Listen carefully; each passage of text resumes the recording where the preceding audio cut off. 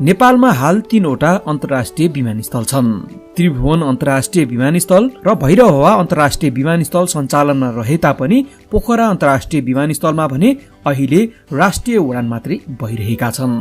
नेपालमा हाल अन्तर्राष्ट्रिय र आन्तरिक गरी 35 विमानस्थल सञ्चालनमा छन्।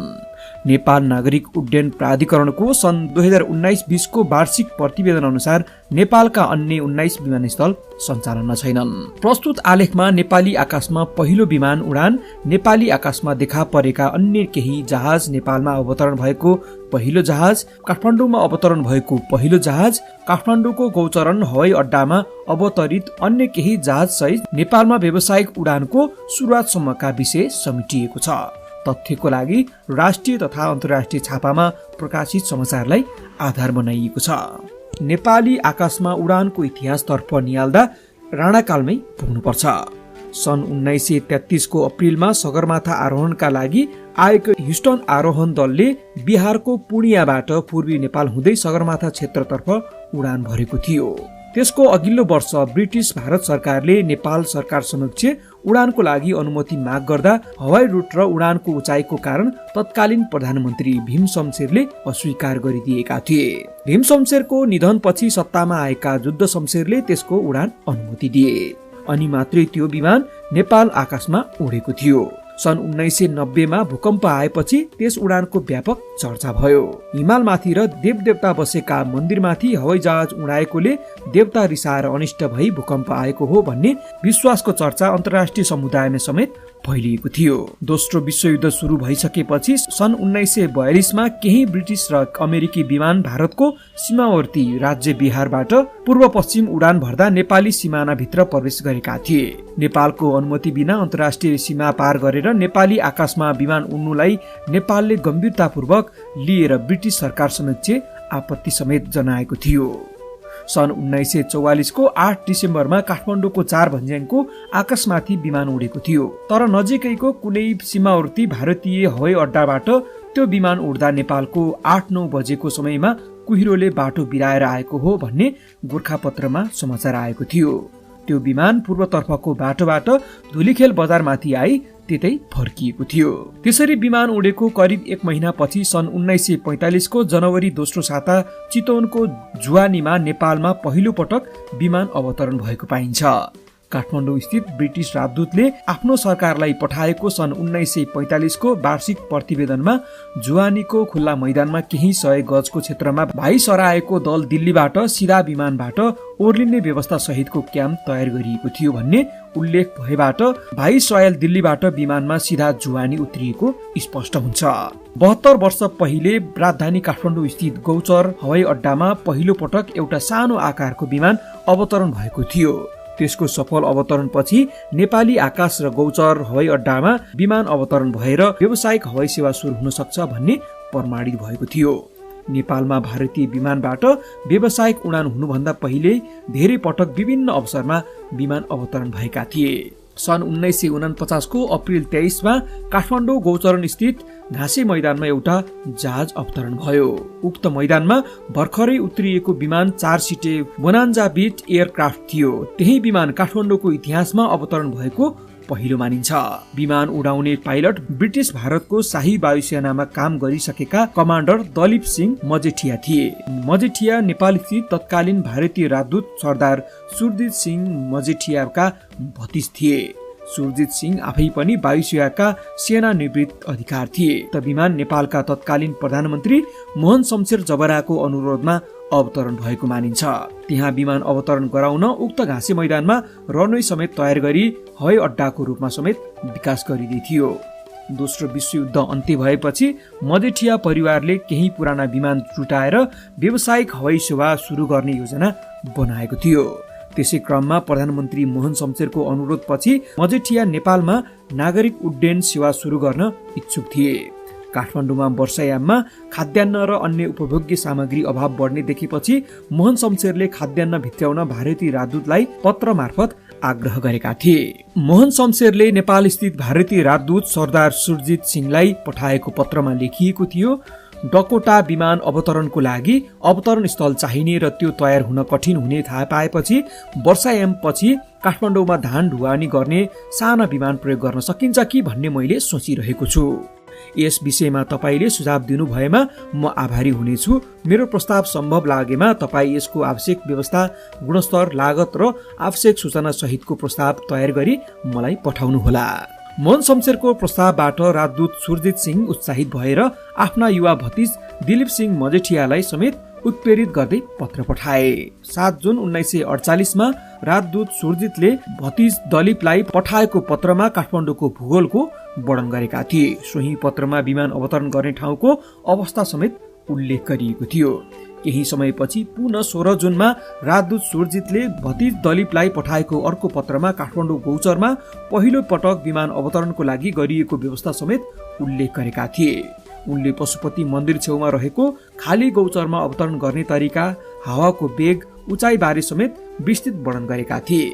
16 जुनको अर्को पत्रमा राजदूत सुरजितले भतिज दलीपलाई विमान अवतरण गर्ने योजना सहित विस्तृत विवरण उल्लेख गरेका थिए। काठमाडौँमा विमान अवतरण गर्ने योजना सन् 1948 को जुनमा बने पनि विमान अवतरण हुन भने अर्को 10 महिना लाग्यो। गौचर स्थित हवाई अड्डामा विमान अवतरण गर्ने बारे गोरखापत्रले समेत अग्रिम सूचना जसरी एउटा समाचार छापेको रहेछ। तर विमान गोरखापत्रले सूचनामा दिएको समयमा भने उत्रिएन। सन् 1949 को 18 अप्रिलमा छापिएको समाचारमा यस्तो लेखिएको थियो: सोमबार बिहानको मौसम अनुकूल भएमा करिब 10 बजेतिर हिन्दुस्तानबाट हवाई जहाज आई नयाँ बानेश्वरको नयाँ बनेको गौचर हवाई अड्डामा उत्रने कुरो छ। यो सूचना छापिएको 5 दिनपछि 23 अप्रिलमा गौचर हवाई अड्डामा जहाज अवतरण भयो। सारा काठमाडौँवासी अचम्मित हुने गरी पहिलो पटक यस्तो विमान अवतरण भएको थियो।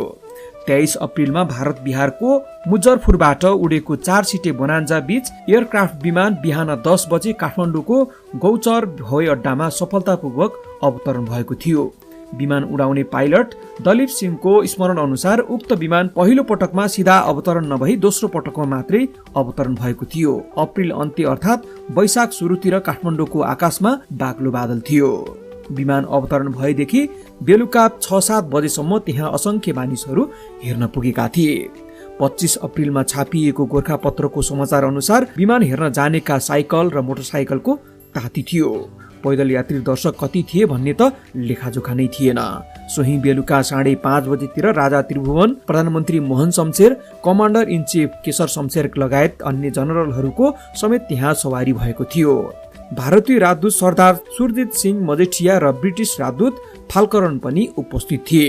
राजा त्रिभुवनले निकै चलाखीपूर्वक जहाज निरीक्षण गरेका थिए। पाइलट दलीप सिंहले राजा त्रिभुवनलाई जहाजबारे जानकारी गराएका थिए। राजाले जहाजको निरीक्षण गरेपछि भारतीय राजदूत सरदार सुरजित सिंहले सो जहाज सञ्चालन गरेर केही माथिसम्म उडाएका थिए। जहाज उडाउँदा जहाजमा मजेठियाका साथमा मेजर जनरल ध्रुव शमशेर समेत उपस्थित थिए। राजा र प्रधानमन्त्री दुवैजना त्यहाँबाट फर्किएपछि उचित बन्दोबस्तको साथ सो जहाजलाई रातभरि त्यही राखिएको थियो। भोलिपल्ट बिहान 11:45 तिर सो जहाज काठमाडौँबाट मुजफ्फरपुरतिर फर्काइएको थियो। काठमाडौँमा पहिलो पटक विमान अवतरण भएको खबरले अन्तर्राष्ट्रिय सञ्चार माध्यममा समेत प्राथमिकता पाएको थियो। त्यस घटनालाई अन्तर्राष्ट्रिय समाचार एजेन्सी एसोसिएसन प्रेस, रोइटर्स लगायतले नेपालमा पहिलो विमान अवतरण, नेपालको राजधानी काठमाडौँले पहिलो विमान देख्यो, उनीहरूको पहिलो विमान जस्ता शीर्षकमा संसारभर समाचार सम्प्रेषण गरेका थिए। काठमाडौँमा अवतरण भएको पहिलो विमानको तस्बिर सहितको समाचार लन्डनबाट प्रकाशित हुने इलुस्ट्रेटेड लन्डन न्यूजको 29 मे 1949 को अङ्कमा प्रकाशित भएको थियो। सानो 4 सिटे बोनान्जा बीच एयरक्राफ्ट पहिलो पटक काठमाडौँको गौचर हवाई अड्डामा सफलतापूर्वक अवतरण हुनु नेपालको हवाई उड्डयन क्षेत्रको इतिहासमा एउटा महत्त्वपूर्ण घटना थियो। यसरी उक्त सफल अवतरणले नेपालमा विमान अवतरण हुन सक्छ भन्ने कुरा प्रमाणित गरेको थियो।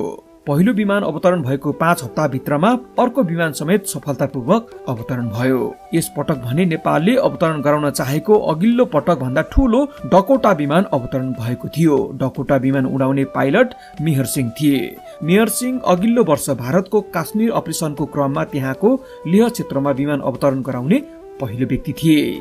विमान अवतरणको लागि गौचर हवाई अड्डा राम्रो भए पनि त्यसलाई थप विस्तार गर्नुपर्ने सुझाव उनले दिएका थिए। सन् 1949 को 8 जुनमा नेपालमा कार्यकाल पूरा गरी फर्कन लागेका भारतीय राजदूत सरदार सुरजित मजेठिया र उनको परिवारलाई लिन डकोटा विमान आएको थियो। सुरजितको 14 सदस्यीय परिवार र एउटा कुकुर लिएर उक्त विमान काठमाडौँबाट भारतको मुजफ्फरपुरतिर फर्किएको थियो। यसबारे गोरखापत्रमा यस्तो समाचार छापिएको थियो। नेपाल स्थित भारतीय राजदूत सरदार सुरजित सिंह मजेठियाको बदलामा चन्द्रेश्वर नारायण प्रसाद सिंह आउने भएकोले निजका जहाज परिवार सहित 26 जेठको दिउँसो 12 बजेतिर काठमाडौँ गौचर हवाई अड्डाबाट हवाई जहाजद्वारा हिन्दुस्तान रवाना भए। निजलाई लिन आएको हवाई जहाज केही दिन अघि काठमाडौँमा उत्रेको भन्दा धेरै ठूलो थियो। सिंहको विदायका निम्ति मेजर जनरल शारदा शमशेर जबरा, मेजर जनरल विजय शमशेर जबरा, जनाना मर्दाना पनि सबै उपस्थित थिए। त्यसैगरी ब्रिटिस दूतावासका जनाना मर्दाना पनि उपस्थित थिए। सबैसँग बिदावारी हुँदा उनको चेहरामा नेपाल प्रति उनको प्रेम गाढा छ कि भन्ने झल्को देखिन्थ्यो। हवाई जहाजबाट उड्नासाथ 19 तोपको सलामी भयो। काठमाडौँमा लगातार दोस्रो पटक पनि सफलतापूर्वक विमान अवतरण भएको घटनालाई अन्तर्राष्ट्रिय समाचार एजेन्सीहरूले समेत नेपालको नागरिक उड्डयन क्षेत्रको इतिहासमा महत्त्वपूर्ण घटना भएको बताएका थिए। साथै यसबाट नेपाल र भारतका बीच छिट्टै हवाई उड्डयन सेवा सुरु हुने आशा देखिएको उल्लेख गरेका थिए। झण्डै 9 महिनापछि 27 मार्च 1950 मा काठमाडौँमा अर्को जहाज अवतरण भयो। दिउँसो 12 बजे भारततर्फ जान लागेका शिक्षा director major general Mrigendra Shamsher Jangbahadur राणालाई लिन गौचर हवाई अड्डामा जहाज अवतरण भएको थियो। त्यति बेला मिनिस्टर बबर शमशेर, जङ्गी लाठ केशर शमशेर लगायतका अन्य जनरल समेत हवाई अड्डामा पुगेका थिए। उक्त विमान करिब 2 बजेतिर जनरल मृगेन्द्रलाई लिएर भारततर्फ उडेको थियो। एक सातापछि काठमाडौँमा फेरि अर्को जहाज अवतरण भयो। जहाजमा उड्ने यात्रु नेपाल स्थित भारतीय राजदूत चन्द्रेश्वर प्रसाद नारायण सिंह थिए। 3 अप्रिल 1950 मा दिउँसो 2 बजे उनी गौचर हवाई अड्डाबाट विमानमा सवार भई दिल्लीतर्फ उडेका थिए। सन् 1950 को सन्धिको मस्यौदामाथि नेपाल र भारतीय मन्त्रीमण्डल बीच नयाँ दिल्लीमा हुने वार्तामा सहभागी हुन उनी दिल्ली गएका थिए। भारतीय राजदूत दिल्ली उडेको 3 दिनपछि नेपालका परराष्ट्र विभागका डाइरेक्टर हवाई जहाजमै दिल्ली उडे। 6 अप्रिल 1950 का दिन मेजर जनरल विजय शमशेर नेपाल र जनरल विजय शमशेर नेपाल र भारत बीच सम्पन्न हुन लागेको सन्धिको मस्यौदामाथि थप छलफल गर्न नेपाली मन्त्रीमण्डलको नेतृत्व गर्दै भारत गए। सोही मार्च 19 मा सिंहदरबारमा नेपाल र भारत बीच प्रस्तावित सन्धि सम्झौतामाथि भारदारी सभा समेत भएको थियो। सभाले सन्धिको मुख्य सिद्धान्तहरू सबै सन्तोषजनक ढाँचासँग भएको तथ्य निष्कर्ष निकालेको थियो। सानातिना विवरण र कार्यक्रम मिलाउन बाँकी भएकोले भारतसँग छलफल गर्न विजय शमशेरलाई दिल्ली पठाउने निर्णय समेत भएको थियो। विजयलाई विदा गर्न प्रधानमन्त्री मोहन शमशेर आफै विमानस्थल पुगेका थिए। विजय शमशेर करिब 3 सातापछि पुनः हवाई जहाजबाट नेपाल फर्किए। गौचर हवाई अड्डामा एकै पटक धेरै विमान भने 15 अप्रिल 1950 का दिन अवतरण भएका थिए। त्यस दिन लक्ष्मी निवासमा नेपालका प्रधानमन्त्री मोहन शमशेरकी नातिनी शारदा शमशेरकी छोरी यशोदा राज्य लक्ष्मी र जम्मू कश्मीरकी युवराज करण सिंहको विवाहको उत्सवको कार्यक्रम थियो। समारोहका लागि भारतका विभिन्न राजा रजौटा विमानद्वारा काठमाडौँ आएका थिए। मोहन शमशेर आफै बेहुला करण सिंहलाई स्वागत गर्न हवाई अड्डा पुगेका थिए। एक पटक त्यति धेरै हवाई जहाज ओर्लिएको घटनालाई अचम्म मान्दै त्यस दिन त्यहाँ विमान हेर्नेको ठूलो भिड जम्मा भएको थियो। सन् 1950 को जुनमा नेपाल र भारत बीच व्यावसायिक हवाई उड्डयन सेवा सुरु हुने सहमति भयो। त्यसका लागि भारतको इन्डियन नेशनल एयरवेजले कलकत्ताबाट पटना हुँदै काठमाडौँसम्म सातामा एक पटक विमान उडाउने 2 महिनाको अस्थायी लाइसेन्स समेत प्राप्त गर्यो। विमानमा चालक दलका 4 जना सदस्य सहित अन्य थप 6 जना सवार थिए। विमानमा भारतका तत्कालीन राष्ट्रपति डाक्टर राजेन्द्र प्रसादका छोरा मृत्युञ्जय समेत थिए। उक्त दिन काठमाडौँमा विमान अवतरण गर्न 2 पटकको प्रयास विफल भयो, तर जहाज अवतरण गर्न नसकी भारततर्फ फर्कियो। कलकत्ताबाट उडेको विमान पहिले त मौसमको कारण केही समय पटनामै रोकिएको थियो। बाक्लो कुहिरोको कारण विमानले अवतरण गर्न हवाई अड्डा नै फेला पार्न सकेन भने दोस्रो पटक विमान चालकले रनवे राम्रोसँग नदेखेकोले विमान अवतरण हुन नसकी कलकत्ता नै फर्किएको थियो। उक्त विमान त्यसै दिन 10 बजे काठमाडौँमा अवतरण हुने खबर थियो। सोही विमानमा काठमाडौँबाट भारततर्फ जान 13 जनाले हवाई टिकट पनि लिइसकेका थिए। 17-18 वटा मोटर र बसमा भरिभराउ भएर मानिसले सो उत्सव हेर्न हवाई अड्डा पुगेका थिए। नेपाल स्थित भारतीय राजदूत र नेपालका परराष्ट्र विभागका डाइरेक्टर जनरल समेत त्यहाँ पुगेका थिए। भारतीय दूतावासबाट आएको खबर अनुसार पटनाबाट विमान आउने र फर्कने गरिरह्यो, तर 4 भन्ज्याङको खाल्डोलाई फेला पार्न नसकेकोले विमान अवतरण नगरी उतै फर्कियो। हवाई अड्डामा जम्मा भएका यात्रु र दर्शक एकपटक त फर्किएर बानेश्वर समेत पुगेका थिए, तर फेरि विमान आएको हल्लाले उतै लागेका थिए। काठमाडौँको आकाशलाई दिनभरि बादलले ढाकेकोले त्यस दिन सायद गरी भारततर्फ जान आएका यात्रुहरू समेत घरै फर्किए। नेपाली यात्रुलाई पनि काठमाडौँ छाड्न र प्रवेश गर्न राहदानी चाहिन्थ्यो। यात्रुलाई जहाजको टिकट र आवश्यक राहदानीको व्यवस्था मुलुकी अड्डाले गर्दथ्यो। 19 जुनका दिन प्रचार विभागले गोरखापत्रमा एउटा सूचना जारी गरेको थियो, जसमा 22 जुनका दिन मौसम ठिक भएमा हवाई जहाज आउने भएकोले त्यसबाट यात्रा गर्न यात्रुहरूलाई मुलुकी अड्डाबाट टिकट र राहदानी लिन जानकारी गराइएको थियो। तर त्यो जहाज आउनु अघिल्लो दिन नै हवाई सेवा केही दिनका लागि बन्द भएको अर्को सूचना जारी भयो। उक्त विमान अवतरण हुन नसकेपछि काठमाडौँमा वर्षायाममा विमान अवतरण हुन सक्दैन भन्ने धारणा बलियो भयो। इन्डियन नेशनल एयरवेजको यात्रुवाहक सेवा रोकिए पनि त्यो बीचमा नेपालका सरकारी अधिकारी र भारतीय राजदूतको भारत आवाजात भने विमानबाटै भइरह्यो। वर्षायाममा रोकिएको उडान सोही 12 अक्टोबर 1950 मा आएर हप्तामा एउटा उडान भर्ने गरी पुनः सुरु भयो। अघिल्लो दिन 11 अक्टोबरमा भारतका तत्कालीन प्रसारण मन्त्री रफी अहमदले भारत र नेपाल बीच सुरु हुन लागेको हवाई सेवा बारे शुभकामना सन्देश जारी गरेका थिए। सन्देशमा उनले भारतको कलकत्ता र नेपालको काठमाडौँ बीच सुरु हुने हवाई सेवाले दुई मुलुकको बीच व्यापार वृद्धि हुने र समझदारी बन्ने विश्वास व्यक्त गरेका थिए।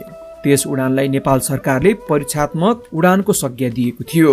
प्रचार विभागको विज्ञप्ति अनुसार उक्त उडान सातामा एक दिन बिहिबार सबेरै कलकत्तादेखि पहिले पटना आएर त्यहाँबाट विमान 11 बजे काठमाडौँ अवतरणको कार्यतालिका थियो। उक्त विमान सोही दिन मध्याह्न 12 बजे काठमाडौँबाट पटना हुँदै कलकत्ता फर्कने गर्दथ्यो। कलकत्तातर्फ जाने यात्रुका लागि विमान कम्पनीले पटनामा खानाको व्यवस्था गरेको थियो।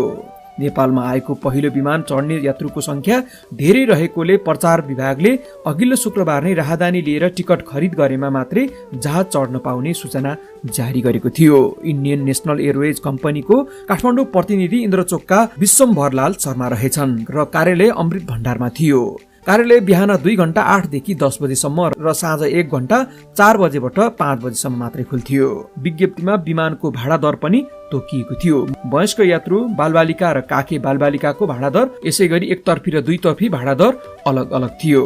त्यस बेलाको भाडा दर अनुसार काठमाडौँबाट पटना जनही 50 रुपियाँ, कलकत्ता 123 रुपियाँ, बालकहरू क्रमशः 25 रुपियाँ र 62 रुपियाँ, काखे बालक 5 रुपियाँ र 13 रुपियाँ। दुईतर्फी भाडा दर काठमाडौँबाट पटना र कलकत्ता जनही 50 र 123, बालकहरू 25 र 62, काखको बालकहरू 5 र 13, माल सामान प्रति पाउन्ड पैसामा 4 पैसा र 6 पैसा। विज्ञप्ति 6 नोभेम्बरको दिन गोरखापत्रमा प्रकाशित भएको र त्यसै दिन राजा त्रिभुवनले भारतीय दूतावासमा शरण लिएका थिए। राजाले शरण लिएकैले उडान तालिका अनुसार 9 नोभेम्बरमा हुनुपर्ने साप्ताहिक उडान नेपाल सरकारले हुन दिएन। तथापि 2007 सालको क्रान्तिपछि मात्रै उडान हुन थालेको थियो। उडान सुरु भएको केही हप्तापछि 6 नोभेम्बरमा राजा त्रिभुवनले भारतीय दूतावासमा शरण लिएका थिए। त्यसपछि नेपाल सरकारले उक्त विमान सेवा बन्द गरिदियो। 2007 सालको क्रान्तिभर त्यो सेवा अवरुद्ध भयो। यसरी कहिले वर्षात त कहिले राजनैतिक कारणले पटक पटक बन्द हुन पुगेको विमान सेवा नेपालमा प्रजातन्त्र आए लगत्तै फेरि सञ्चालनमा आयो। कलकत्ता, पटना र काठमाडौँ बीच मात्रै सीमित विमान सेवा मुलुकमा प्रजातन्त्र आएपछि नेपालका अन्य 4 ठाउँमा समेत विस्तार भयो। सन् 1952 को 1 सेप्टेम्बरमा अन्तर्देशीय विमान सुरु गर्न नेपालले हिमालयन एभिएसन लिमिटेडलाई 1 वर्षको अस्थायी लाइसेन्स जारी गरेको थियो। नेपालका अन्य 4 नयाँ ठाउँ विराटनगर, सिमरा, जनकपुर र पोखरा थिए। भारतको समेत नयाँ गन्तव्यमा गोरखपुर समेत थप भएको थियो। नेपालमा 1 जुलाई 1958 मा प्रथम पञ्चवर्षीय योजना अवधिमा छुट्टै ऐन अन्तर्गत शाही नेपाली वायुसेवा निगमको स्थापना भयो। निगम स्थापनापछि एडी-3 विमान र 19 जना कामदारबाट आन्तरिक हवाई सेवा सुरु भयो। 3 जुलाई 1958 मा नियमित हवाई सेवा सुरु हुँदा काठमाडौँबाट विराटनगर, सिमरा, पोखरा र भैरवासम्मको उडानको व्यवस्था गरिएको थियो। यसरी नेपाली आकाशमा 4 सिटे बोनान्जा बिट एयरक्राफ्ट, 24 सिटे डकोटा, विभिन्न समारोहमा ओर्लिएका अन्य जहाज, Indian National Airways, Himalayan aviation limited सँगै शाही नेपाली वायुसेवा निगमसम्म आइपुग्दा व्यावसायिक हवाई सेवा सुरु भएको हो।